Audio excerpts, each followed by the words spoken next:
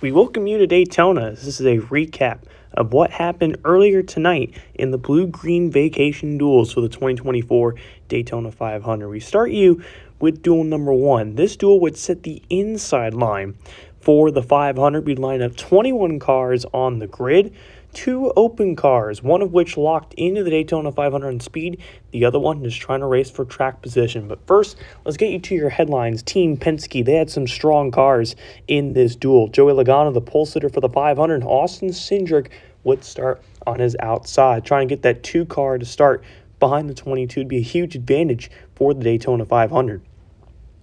RFK, they had the strongest team on these plate tracks along with Team Penske. Chris Buescher finished second the 500 last year. Keselowski finished third. So watch out for the RFK cars, not just tonight, but in Sunday's race. They start towards the middle of the pack. Noah Gragson now taking over the 10 for Stewart-Haas Racing. That car won the Daytona 500 with Eric Almirola a year ago. So we'll see if Noah Gragson can work his way through the field and contend at the front. He starts towards the back. With the Trackhouse cars, who have not shown too much speed this weekend. They are at the tail end of the pack as well. They have a hard task to do. They got to work their way through the field. We'll see if Suarez, the 2022 500 champion, and Ross Chastain, we'll see if they can navigate through the traffic, get up front, have a good starting spot for the 500. The cars would roll off the grid. We would take a look at the starting lineup for a Blue-Green Vacation Duel at Daytona, the first of which would see Joey Logano and Austin Cindric, 2 Penske teammates, on the front row. In row 2, Kyle Larson next to Kyle Busch. In row 3, Brad Keselowski and the 2017 500 winner Chris Buescher. And then in row 4, Ty Gibbs and Eric Jones. In row 5, Michael McDowell and John Hunter Nemechek. And then in row 6, Austin Dillon and Denny Hamlin. Row 7, Corey Heim locked into the 500 in speed next to Noah Gragson. In row 8, Trackhouse teammates Daniel Suarez and Ross Chastain. In row 9, Corey LaJoie next to Harrison Burton. And in row 10, Anthony Alfredo next to Justin Haley. And then rounding out the field would be Cody Ware in row 11. Here are the race facts presented by Craftsman. 60 laps, this one setting the inside line for the 500. 60 degrees, grip level 4, meaning a lot of grip, a lot of chances to make big moves. And then last year's Duel 1 winner was Tyler Reddick, who was in Duel 2. So we would get the race started, and early on, those Penske teammates showed that teamwork and coordination as Logano dropped right to the inside in front of Austin Cindric. Very calm duel until about 7 laps to go. Pit stop cycled through.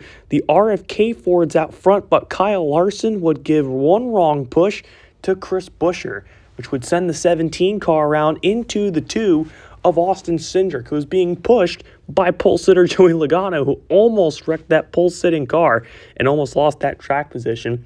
But both Buescher and Austin Cindric would get away with minimal damage and would not go to a backup car, so they'll keep their starting spots wherever they finished.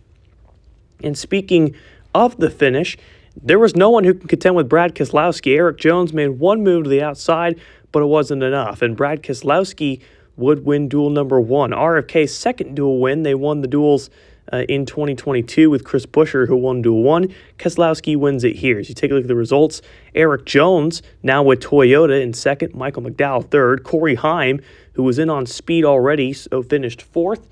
Kyle Larson, Denny Hamlin, Austin Dillon, John Hunter Nemechek, Harrison Burton, and Ty Gibbs were the top 10 for duel 1. A lot of interesting names up there like Heim and Nemechek. And you see the back half here, Kyle Busch, Chris Buescher would come back and finish 12th, Cindric 14th. Anthony Alfredo, he's in yellow because just don't know. Depends where the other 3 open cars in Duel 2 finish. Joey Logano dropped out of the lead pack on that restart and said, yeah, I'm not going to be making big moves and possibly getting my car in a wreck. But they say when the first duel is calm, the second one is crazy. Duel 2 at Daytona, we'd line 21 more cars up on the grid to set the outside line for Sunday's Daytona 500. And this one was indeed very different from the get-go. Way more aggressive drivers on this grid as well, and a lot of new faces and new places. We would see them in this duel. But first, 3 Hendrick Chevrolets would be the ones leading with the green, as Alex Bowman, the outside pole sitter, had William Byron and Chase Elliott. So those Hendrick Chevrolets, always fast in qualifying, they would take the first 3 spots in this dual race. Josh Berry now in the iconic number 4. Of course, Kevin Harvick retiring, so Berry steps into that number 4. He would start towards the front of the field, so the 4 car was definitely one to watch. He had 3 SHR teammates in Chase Briscoe and Ryan Preece in this duel. And then the 3 open cars, Jimmy Johnson, the 84, Sam Mayer, the 95, and BJ McLeod in the 78, all need to race their way in. They need to finish better than Anthony Alfredo, and if 2 of them can do that, they are in the 500. As the cars would roll off the grid for Duel 2, we would take a look at the starting lineup for this duel as well. And on the front row for this duel, Duel 1 had 2 Penske teammates. This would be 2 Hendrick teammates, Alex Bowman next to William Byron. Row 2, Chase Elliott and Martin Truex, who brought a hot rod to Daytona this week. Row 3, Todd Gilliland next to Tyler Reddick. In row 4, Chase Briscoe would be next to Christopher Bell. And in row 5, Bubba Wallace and Josh Berry now in the 4. Row 6, Ryan Blaney next to A.J. Allmendinger. And in row 7, Ryan Preece and Carson Hocevar now in the 77. Row 8, Daniel Hemrick next to David Reagan for RFK, who clocked in on speed. And then Ricky Stenhouse and Jimmy Johnson, who has to race straight in row 9. Zane Smith and Sam Mayer in row 10. And then BJ McLeod in row 11.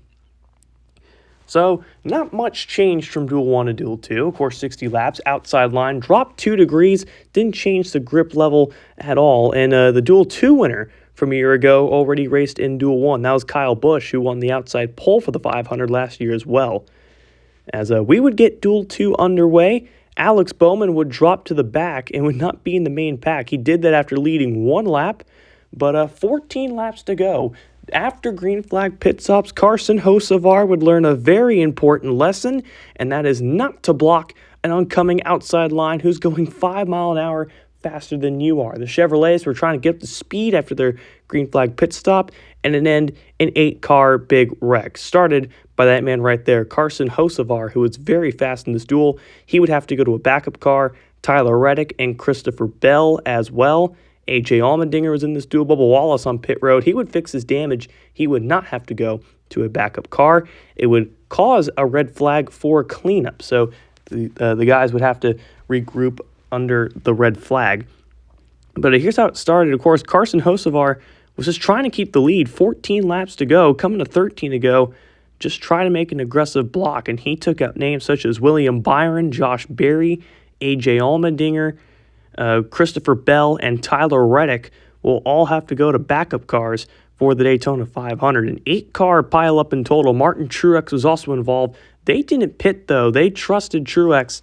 Of course, don't know how much damage was really on the car, as here it is in slow motion. Just Hocevar, just a bad block, and William Byron and A.J. Allmendinger nowhere to go. Good job by Zane Smith and Sam Mayer to duck down to the inside and go through the grass, as here's his real time. You see that inside line going way slower.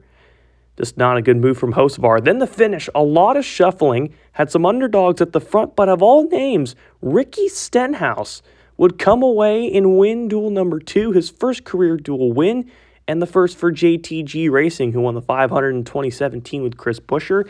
They win duel 2 with Ricky Stenhouse.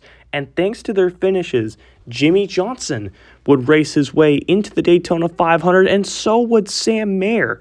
So Anthony Alfredo will not make the 500. As Stenhouse would win the duel, Bubba Wallace, Martin Truex, Chase Briscoe, Ryan Blaney, the top 5, Ryan Preece, Jimmy Johnson, Chase Elliott, David Reagan, and Daniel Hemrick, your top 10 in the second duel at Daytona. A lot of big contenders taken out in the big wreck. You'll see them here on page 2. Sam Mayer also in, Todd Gilliland, Zane Smith, BJ McLeod will not make the 500.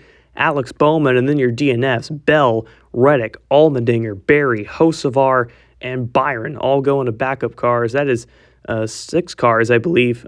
6 cars going to backups for the Daytona 500, which, of course, will be the next race. We'll show you highlights of the Daytona 500 for the Verizon Cup Series in 2024. Hope you enjoyed this highlight presentation. This is ASC, signing off.